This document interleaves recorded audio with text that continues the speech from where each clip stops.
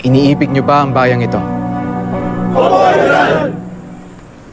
Kung gayon, tanggapin ang anumang kapalarang sasapitin natin sa ngalan ng pag-ibig.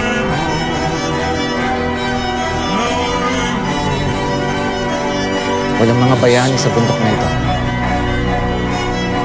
Tayo'y mga sundalo na puno ng pag-ibig, hindi ng galit. Matatag ang posisyon natin at makakalampas lang ang mga Amerikano sa ibabaw ng aking bangkay. Kaya ang ikalawang tanong, nais niyo bang mamatay na tumatakbong mga duwag o mamatay sa pakikipaglaban? Sa pakikipaglaban!